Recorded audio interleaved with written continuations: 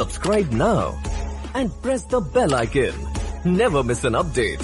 ये इंसान कहलाने के भी लायक नहीं है। क्या ये इंसान कहलाने के लायक है जो दूसरों के बारे में बिल्कुल नहीं सोच रहे, अपने बारे में सोचे चले जा रहे हैं? चीनी का बहरान, पेट्रोल का बहरान, आटे का बहरान, ये सारी मिसालें आपके सामने। जो वजह है कि जी 20 मरतबा पाकिस्तान IMF के पास जा चुका है। 20 मरतबा हमारी जो वॉशिंगटन डीसी में इंडियन लॉबी है वो रुकावटें खड़ी करती है, वो देखती है। Carnegie Endowment of for International Peace, उनका मैंने आर्टिकल पढ़ा जब इस समर रिलेटेड, तो उन्होंने उसमें पाकिस्तान को कांगो के साथ बिल्कुल लेवल रखा हुआ है। कानपुर के अंदर जी टेस्ट मैच चल रहा था, आपको पता है ये 25 नवंबर की बात है, 2 दिन पहले की बात है। और उसके अंदर जो नारे लगी हैं, पाकिस्तान मुर्दाबाद, पाकिस्तान मुर्दाबाद। वो सियासी मैदान हो या हरबी मैदान, खेल का ग्राउंड हो या दो तरफा ताल्लुकात, भारत ने पाकिस्तान के लिए सिर्फ कांटे बोने होते हैं। खबर यह है कि चाइना की साइबर सिक्योरिटी कंपनी के मुताबिक उस वक्त भारत की एक रियासती सतह पर हैकिंग तंजीम चला रहा है जो चाइना और पाकिस्तान के खिलाफ साइबर हमले कर रही है, और इसका मकसद हसास फौजी इदारों को निशाना बनाना है। Subscribe now and press the bell icon. Never miss an update. 88,000 से एक कहलाने के भी लायक नहीं है। क्या ये इंसान कहलाने के लायक है जो दूसरों के बारे में बिल्कुल नहीं सोच रहे, अपने बारे में सोचे चले जा रहे हैं? ये लोगों के हक पर डाका डाल रहे हैं, इनकी वजह से लोग मुश्किलात का शिकार हैं। ये करप्ट माफिया मुआशरे के लिए नासूर बन गए हैं। ये हमारे अवाम के लिए एक ऐसा जख्म बन गए हैं जिन पर रोज नमक छिड़क कर उनके जख्मों को ताजा किया जाता है। इन करप्ट अनासिर की जो जड़ें हैं, बड़े अफसोस के साथ कहूंगी, बड़ी गहरी हैं, बड़ी मजबूत हैं। इसीलिए इनके साथ मुकाबला करना कोई आसान बात तो है नहीं, क्योंकि करप्ट माफिया ने कई दहाइयों में खुद को इतना मजबूत कर लिया, मैं बड़े अफसोस के साथ कह रही हूँ, इतना मजबूत कर लिया है क्योंकि कोई पूछने वाला नहीं था। चीनी का बहरान, पेट्रोल का बहरान, आटे का बहरान, ये सारी मिसालें आपके सामने।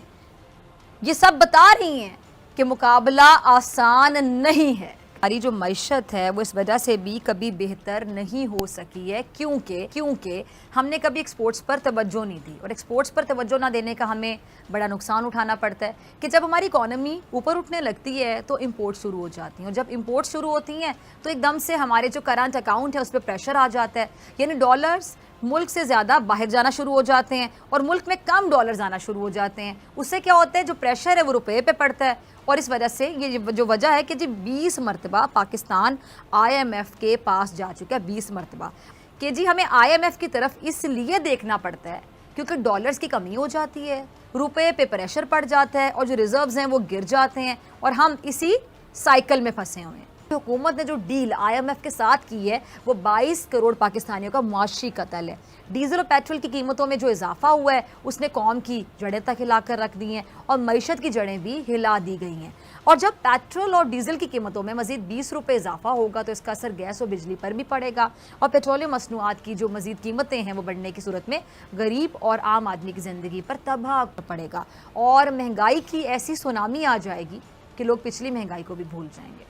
एक तो हम देख रहे हैं कि बैनुल अक़वामी महाज पर बहुत कुछ हो रहा है, और वहीं पर हमने देखा कि प्रेसिडेंट जो बाइडेन की तरफ से एक जमहूरी रवैयों पर, यानी कि डेमोक्रेसी समिट को अनाउंस किया गया, और उसमें कुछ ऐसी चीजें भी हुई जिसके ऊपर अब एक हंगामा हो गया कि अच्छा ये क्या हो गया। उसकी वजह यह है कि उसमें प्रेसिडेंट जो बाइडेन और अमेरिका की तरफ से कुछ कंट्रीज को इनवाइट किया गया, कुछ को इनवाइट नहीं किया गया। पाकिस्तान के लिए बड़ी अच्छी है कि ये बात कि पाकिस्तान उसमें इनवाइटेड है, इंडिया भी इनवाइटेड है, लेकिन उसमें चाइना को इनवाइट नहीं किया गया। जाहिर है कि वो एक समझा जाता है कि एक कम्युनिस्ट कंट्री है और वहां पर जो है जमहूरी, आप कह लीजिए, डेमोक्रेसी नहीं है, लेकिन इसके बावजूद दुनिया है वो इसके ऊपर बात कर रही है कि, और चाइना को खुद भी इसके ऊपर वो है कि उनको क्यों इनवाइट नहीं किया गया और ताइवान को इनवाइट कर लिया गया।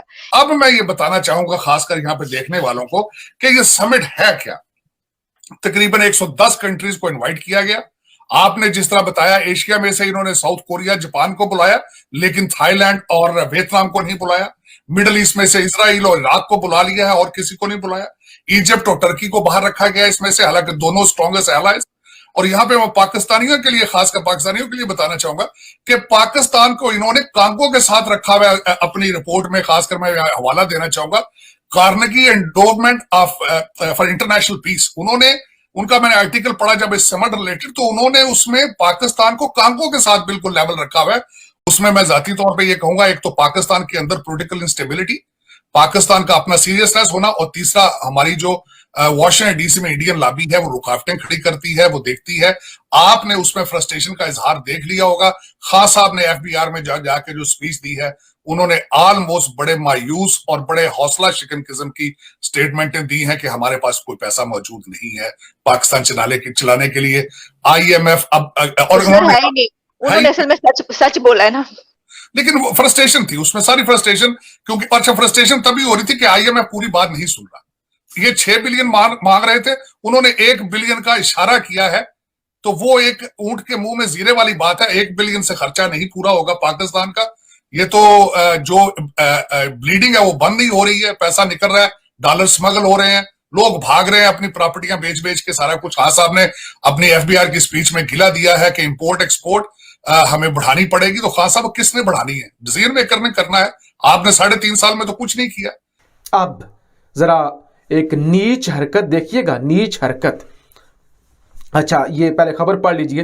Pakistani fans reacts on Twitter after Indian crowd chants Pakistan मुर्दाबाद इन कानपुर। कानपुर के अंदर जी टेस्ट मैच चल रहा था, आपको पता है ये 25 नवंबर की बात है, 2 दिन पहले की बात है। और उसके अंदर जो नारे लगी हैं पाकिस्तान मुर्दाबाद, पाकिस्तान मुर्दाबाद, यानी इस लेवल पे गिर जाना। कोई पाकिस्तान और इंडिया का मैच तो नहीं था कि जिसके अंदर पाकिस्तान जिंदाबाद के नारे लगते या जवाबी तौर पे पाकिस्तान मुर्दाबाद के नारे लगते। यानी एक क्रिकेट को भी इस कदर पोलिटिसाइज कर दिया गया है। खबर यह है कि चाइना की साइबर सिक्योरिटी कंपनी के मुताबिक उस वक्त भारत की एक रियासती सतह पर हैकिंग तंजीम चला रहा है, जो चाइना और पाकिस्तान के खिलाफ साइबर हमले कर रही है, और इसका मकसद हसास फौजी इदारों को निशाना बनाना है। और यह हैकिंग तंजीम जो है जनूबी एशिया में सबसे ज़्यादा फ़ाल और महारत रखने वाले तजुर्बाकार हैकिंग तंजीमों में से एक है। इस हवाले से सुन लें, आज ही नादरा का बायोमेट्रिक डेटा हैक होने का इंकशाफ सामने आया, और ये एडिशनल डायरेक्टर FIA ने कौमी असम्बली की कायमा कमेटी को ब्रीफिंग के दौरान बताया। अब नादरा का ये डेटा कॉम्प्रोमाइज़ हो चुका है, तो मुझे तो इस कार्रवाई के ताने बाने उधर ही मिलते जुलते दिखाई दे रहे हैं। वही तो कर रहे हैं हैकिंग। ये जो भारत पाकिस्तान का असली दुश्मन कहा जाता है, यूं ही तो नहीं कहा जाता ना। वो सियासी मैदान हो या हरबी मैदान, खेल का ग्राउंड हो या दो तरफा ताल्लुकात, भारत ने पाकिस्तान के लिए सिर्फ कांटे बोने होते हैं।